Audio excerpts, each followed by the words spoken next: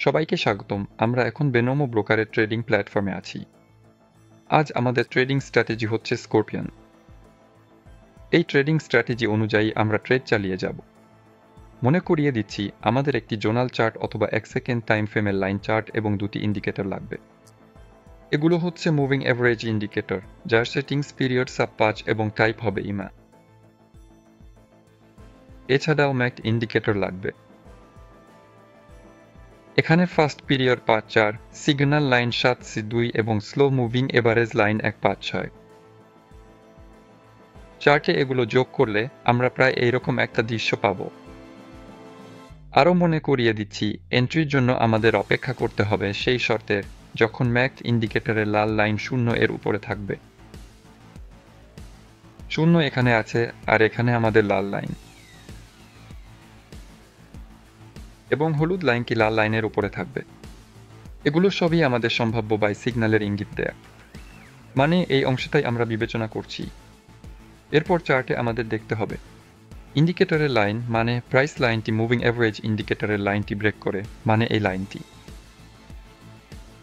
এবং এই লাইনের নিচে থাকলে আমরা এন্ট্রি নিতে পারি যতক্ষণ না বর্তমান ট্রেন্ড চলছে। ডাউন ট্রেন্ডের সিগন্যাল সম্পূর্ণ বিপরীত, মানে আমরা অপেক্ষা করি যখন আমাদের ম্যাক ইন্ডিকেটরের লাইন লেভেলের নিচে থাকবে। 0 হলুদ লাইনটি লাল লাইনের নিচে থাকবে, এবং এটা বোঝায় যে আমাদের ডাউন ট্রেন্ড শুরু হয়েছে। এবং যখনই আমাদের প্রাইস লাইন ম্যাকড ইন্ডিকেটরের লাইনটি ব্রেক করে, তখন আমরা সেল ট্রেড ওপেন করি। এক্সপাইরেশনের সময় আমাদের বর্তমান মিনিট, অর্থাৎ এই মিনিট শেষ হওয়া পর্যন্ত। আজ আমরা $5 ট্রেড করছি, এবং আমি এই ব্যক্তি 3 ভাগে ভাগ করব, মানে প্রতিটা $5 করে। যদি কোনো এক সিগন্যালে একাধিক এন্ট্রি পয়েন্ট থাকে, যেমন এখন আমাদের ম্যাকড ইন্ডিকেটরের লাল লাইনটি লেভেলের নিচে আছে, 0 হলুদ লাইনটি তার নিচে, ট্রেন্ড আমাদের অনুকূলে আছে, এবং আমি এক ট্রেডিং পরিস্থিতিতে সর্বোচ্চ 3টি ট্রেড খুলতে পারি। এবং এই হলো আমাদের তৃতীয় ট্রেড। সব ঠিক আছে, এখন আমরা বসে থাকি আর দেখি আমাদের 3টি ট্রেড কিভাবে ক্লোজ হয়। মানে আমার একবারে $5 এন্ট্রি হচ্ছে না, বরং 3বারে $5 করে এন্ট্রি হচ্ছে।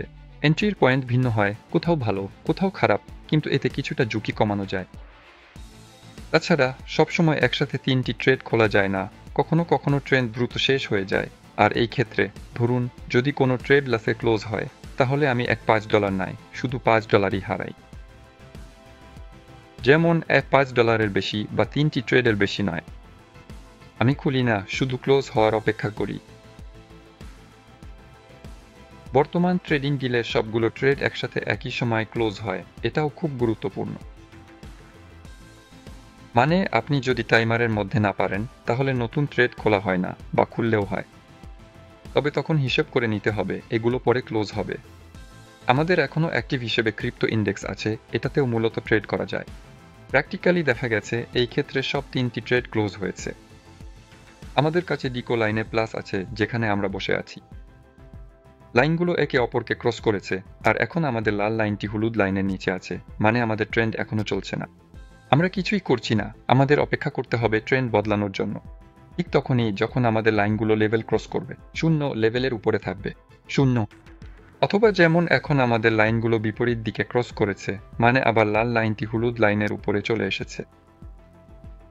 এটা 6 নম্বর ইম্পালসের শুরু নির্দেশ করে, এবং এই ক্ষেত্রে আমরা ট্রেড করতে পারি, বা আরও নির্দিষ্টভাবে ডাউন ট্রেডের জন্য অপেক্ষা করতে পারি, বিশেষ করে যখন আমাদের দাম আমাদের মুভিং অ্যাভারেজকে নিচ থেকে উপরে ভেঙে দেবে। আমি প্রথম ট্রেড ওপেন করছি, দ্বিতীয় ট্রেড ওপেন করছি, যেখান থেকে ওপেন করতে চেয়েছিলাম সেখানে হয়নি, এবং এখানে 2 সেকেন্ডের টাইমার চলছে। যদি এখন আমাদের দাম মুভিং অ্যাভারেজকে নিচ থেকে উপরে ভেঙে দেয়, তাহলে আমি তৃতীয় ট্রেড ওপেন করতে পারি, ঠিক বর্তমান টাইমার শেষ হওয়া পর্যন্ত। সব নতুন ট্রেড যেমনটা দেখছেন, আমি যখন ট্রেড ওপেন করার বাটনে কার্সর রাখছি, তখন থেকে এগুলো পরবর্তী ট্রেডিং মিনিটে যাবে। এগুলাও ওপেন করা যায়। এই ক্ষেত্রে আমাদের দামে দ্বিত পতন হচ্ছে, ট্রেডগুলো লাভে বন্ধ হচ্ছে। আমাদের ট্রেন্ড চলছে ম্যাক ইন্ডিকেটরের লাইন লেভেলের নিচে আছে, 0, এবং লাল লাইনটি হলুদ লাইনের উপরে। আমরা দাম কমার দিকে ট্রেড ওপেন করতে পারি।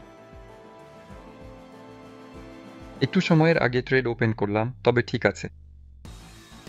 গ্রাফটা একটু হ্যাং করেছিল। ইন্টারনেট সংযোগ পুনরুদ্ধার করলাম। আগে ট্রেডটা লসে বন্ধ হয়েছে, তাহলে এখানে আমাদের আপট্রেন্ড শুরু হয়েছে। ম্যাকতে যে লাইনটা আছে সেটা লেভেলটা ভেঙেছে নিচ থেকে উপরে দাম বাড়ার ট্রেড। আমি প্রথমটা ওপেন করলাম, দ্বিতীয় ট্রেডটা ওপেন করছি। চলুন রিস্ক নেই, তৃতীয়টা ওপেন করি, এখন ক্লোজ হওয়ার অপেক্ষা।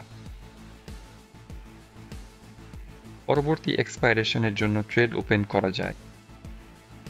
আমাদের ট্রেন্ড এখনো চলছে। ম্যাকড ইন্ডিকেটরের লাইনগুলো এখনো একে অপরকে ছাড়িয়ে যায়নি। 3টা ট্রেডই লাভে আছে।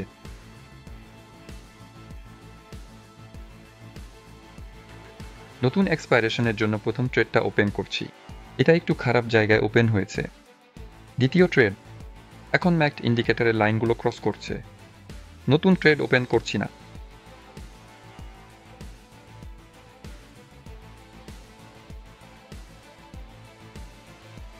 হ্যাঁ, এখানে দুঃখজনকভাবে ট্রেডগুলো লসে ক্লোজ হচ্ছে। আসলে আমার মনে হয় এতেই যথেষ্ট।